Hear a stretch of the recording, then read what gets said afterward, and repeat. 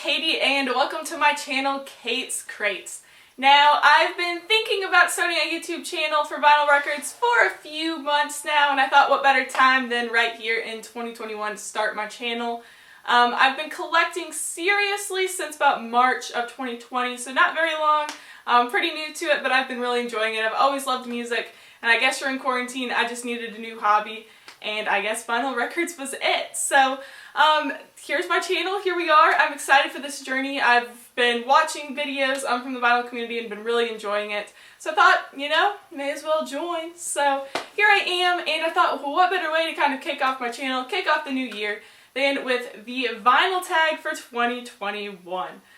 So I guess here we go. Alright, I'm going to preface this by saying thank you from Tales to the Crate for this amazing list. I had a lot of fun looking through my collection and kind of figuring out my answers to the questions. Now my collection is probably a lot smaller than a lot of yours, but I just started less than a year ago. But I think I found stuff for most of the questions. So anyways, here we go. The first question is a discovery from 2020. So in 2020 I found a lot of new music that I really liked. But one of my favorites is probably the Indigo girls. I discovered them actually through Brandy Carlisle, who we'll get into later. I also discovered her in 2020. But yeah, so the Indigo girls are really awesome. Honestly, probably one of my favorite bands right now, if not my favorite. I'm obsessed with them, low-key. But yeah, I picked up this album, Swamp Ophelia, which is actually kind of hard to get, and it was a Christmas present from my dad, so I'm really excited. It's on green vinyl, and the really cool part is it is signed. So I can pull that out real quick. It is signed on the label here by Amy and Emily. So yeah, really cool. I'm super happy to have this one in my collection. And yeah, the Indigo Girl is probably my favorite discovery of 2020. If you guys have never heard of them, check them out. Even wearing my Indigo Girls shirt for today. So yeah, Indigo Girls, awesome discovery from 2020. Question number 2 is a quarantine buy, which, if we're being honest, is a big portion of my record collection. So I thought I'd just pick one that kind of had a cool story to go with it. So it is Holler by Amy Ray. I got this one in Goodnight Tender off her website. Amy Ray is half the Indigo Girls, so I was obsessed with the Indigo Girls. Went into their solo stuff, so thought I'd show Amy's record Holler here, which is actually really good. I really recommend it. It is signed. I ordered it signed from the website. And then, the really cool thing is she actually signs the invoice, which is really cool. She was packing her own orders just because of quarantine, so she was at home, so she sent off all her own orders, and it was really cool. She included some goodies. I think there was a guitar pick, some stickers, and then of course the signed invoice, which is really cool. And also this album is just really good too. I highly recommend it. It's kind of Americana-y, I would say. It has Brandy Carlisle's on this, Vince Gill's on it, and Justin Vernon of Bon Iver's on it as well. So definitely a really good album. Check it out. Definitely one of my favorite quarantine buys of 2020. Alright, so the third question is an LP that you want to buy in 2021, and there's a lot of records that I really love that I want to add to my collection. But what I definitely think I need to get is Rumors by Fleetwood Mac. I absolutely love that album, love Fleetwood Mac, love Stevie Nicks, love Lindsey Buckingham. But for some reason, I just don't have Rumors yet, so I think I definitely need to get that. I just haven't really seen like a good one when I've been out at the record stores, either not in good condition or I think the price is a little too high. But yeah, it's definitely something I'll probably pick up in 2021. So the fourth question is a box set, and I was like, do I have a box set? And actually I do. For Christmas, I don't know, 4 years ago when I was in high school, my parents got me a record player, like one of those suitcase style ones, like kind of bad quality, but it was fun at the time. I thought it was pretty cool. And after that I went to like all the thrift stores and found some records, and I did pick up a box set. It is like this grand old country box set from Reader's Digest. The kind of sad part is it's missing the entire record with the Cash Family, and then it has 2 of like one of the other ones. So it's kind of weird. It's like an incomplete set, but I think it still qualifies. It's only $3. It looks like it's like never been played, so you know, I think that's cool. And it's a box set, so at least I have an answer for number 4. Alright, so the 5th question is a concept album, which I chose the Lumineers 3, which is a really cool. If you guys can, I'd recommend going and watching like kind of the music video slash like short film that goes along with this album from the Lumineers. It's really cool. It follows like 3 generations of a family, which I think is cool. It's called 3. It's their 3rd album.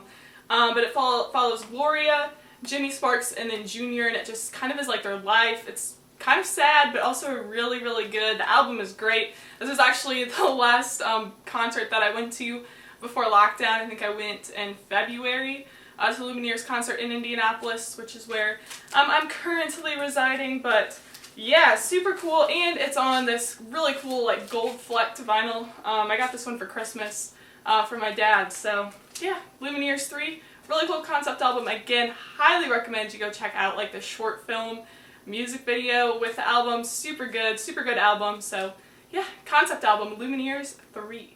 Alright, question number 6 is an album where the artist changed direction. So I decided to go with Lady Gaga's Joanne, which is such a good album. Kind of coming off of art pop, she did her like jazz thing with Tony Bennett, and then she released this, Joanne, which is super personal, definitely different than her super pop stuff before, which I like, but this is definitely, it's really personal, just so good. Love this album. If you guys want, there's a documentary on Netflix called 5'2", which kind of documents her life, some struggles with like chronic pain and stuff. It also kind of highlights like the making of this album a little bit. So that's really cool to check out. But yeah, she definitely changed her game from super pop to this, which is really personal, and I really loved it.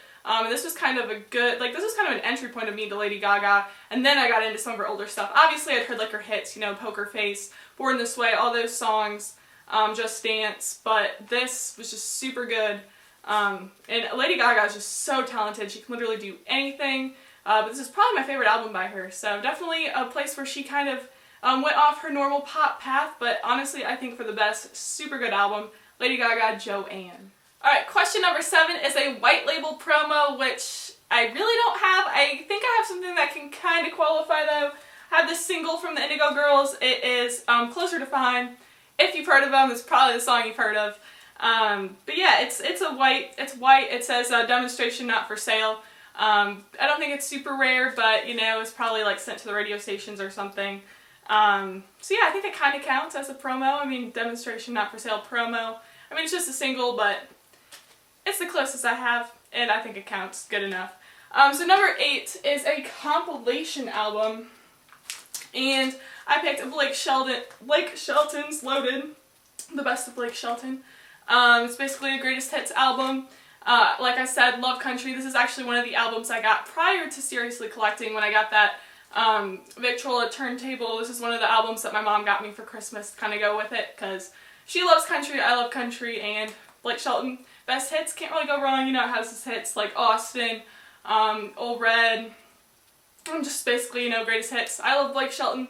So yeah, pretty cool album, compilation, Blake Shelton, greatest hits. Alright, question number 9 is an album that tells a story, and it's kind of ironic that I picked this one. It's The Weight of These Wings by Miranda Lambert, and this is basically her album like right after her divorce with Blake Shelton, which is ironic because that's what I just showed. This was completely unplanned, by the way.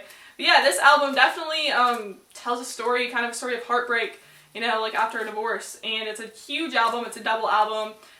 Like album 1, I guess, she called The Nerve. Album 2 is The Heart. Super good. Definitely one of my favorite Miranda Lambert albums. It's definitely a different step for her. It's not like, you know, Gunpowder and Lead, songs like that, Kerosene. It's definitely a lot more toned down, sad. But it's a good one to put on kind of for a rainy day and kind of reflect. It's long, but it's really good. So yeah, tells a story. Miranda Lambert, The Weight of These Wings. And the next question, number 10, is an album that needs a vinyl pressing, and I can think of a lot, but one that I would love to be pressed is the Indigo Girls' Rites of Passage. I'm wearing my Rites of Passage shirt right now. One of my favorite albums of all time, even though I just discovered it this year. It was on repeat all year. Super good. Technically, it kind of has a vinyl pressing. I think there were promos. I'll kind of show a picture, but it was just all white. They kind of did some painting on them, probably went to radio stations, not quite sure. So I guess that technically has a pressing, so if I had to pick another one, And honestly, anything in their discography that doesn't have a vinyl pressing, which is quite a few things. I'd love to see 1200 Curfews by the Indigo Girls pressed to vinyl. Super good live album. They have a really awesome version of Tangled Up in Blue on that album, which, pause this video right now, do yourself a favor, go listen to it. It's so good. Of course, that's a Bob Dylan song, but such a good cover. But yeah, just a really good live album, and would love to see that pressed to vinyl someday. Alright, question number 11 is a common album and then an uncommon album. So for the common album, I have Joni Mitchell, Blue. Such a classic, obviously like the crowning jewel of her discography. It's such a good album. I discovered this one this year, again by Brandy. She has really opened my eyes to a lot of good music. But yeah, just, you know, classic album. Honestly, the first couple times I listened to it, it was kind of hard to get into, but I feel like the more I listen to it, the more I fall in love with this album. It's so good. I love Case of You. But yeah, just such a good album. Very common too. But yeah, Joni Mitchell, Blue, common album. And now moving into an uncommon album is Ira Wolf. The closest thing to home. I'm sure a lot of you have never heard of this. And I hadn't heard about this till the first year of college. My roommate actually kind of turned me on to this. Really love her. She's definitely like folksy, independent artist. Go look her up. Really cool. The song Sunscreen on here is really good. Probably her most famous song. If by any odd chance you've heard of her, that's probably the song you've heard. But yeah, Ira Wolf, closest thing to home. Really cool. I reached out to her on Instagram and asked her if she'd sign the album. Paid a little more and she shipped it to me signed, which was super awesome. I also just love this album cover. This is her band Ruby. There's actually a song about that on this album. But yeah, super cool album. Ira Wolf, closest thing to home. Go check it out. Definitely very uncommon. Alright, question number 12 is an EP, and I decided to choose A Rooster Says by Brandi Carlile, which came out this year for Record Store Day. And she was the Record Store Day ambassador this year. It's pressed on super cool Black Hole Sun vinyl, the yellow and black. But yeah, she does covers of Black Hole Sun and Searching with My Good Eyes Closed by Soundgarden. Definitely really cool. Definitely really cool to hear Brandi do these covers. But yeah, EP, Brandi Carlile, Rooster Says. Alright, we're on to question number 13, which is a girl group, and I decided to choose The Highwomen. I discovered this album this year, and yeah, super good. It has Brandi Carlile, Maren Morris, Natalie Hemby, and Amanda Shires. I don't have enough good things to say about this album, and I found it this year. I think I found it in maybe April or May. I probably listened to it like for a solid month, just on repeat. So good. Really love their voices. Some awesome songs in here. Love like the title track Highwomen, which is kind of a knockoff of The Highwaymen, but obviously tells the story of women. Really good album. Highly recommend you go check this one out, The Highwomen. And I really hope that they do some more stuff together. They also have a really, really good cover of a song, The Chain. It's not on this album, but if you guys want to go look that up, it's really good. Yeah, Highwomen, girl group. Alright, question number 14 is an album cover you love. And I have a lot of album covers that I really like of albums in my collection, but one that I just kind of always have liked is Brandi Carlile's By the Way, I Forgive You. I don't know, it's very simple. It's almost like an oil painting. I just love this cover. I don't know if it's the simplicity of it, but it's just so good. And I love the gatefold too. I'll open it up with the photography of the band, her and the twins. Yeah, just a really simple cover, but also just really good, and I love it. So yeah, Brandi Carlile, By the Way, I Forgive You. Alright, we're on to question number 15, and that question is an album that you've listened to the most. And I actually chosen a record I do not have on vinyl, but I do have CD. It's Brandi Carlile's The Story.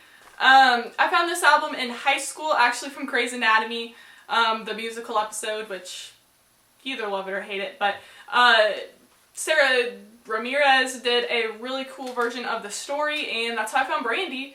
And I actually revisited this album this year, and it kind of connected more, I think. And then I got into Brandi Carlile after that, but yeah, The Story, I've listened to this album a lot. I have it on CD. It's usually I usually have it in my car.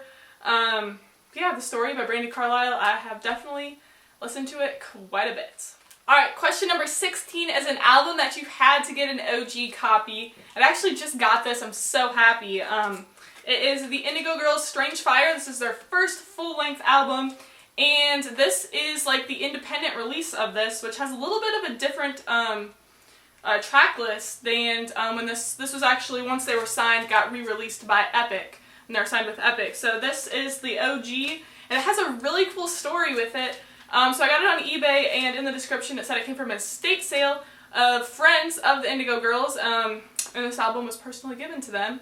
So yeah, I mean, believe the story or not, it sounded pretty legit. And it came from the Atlanta, Georgia area, which is where they were from.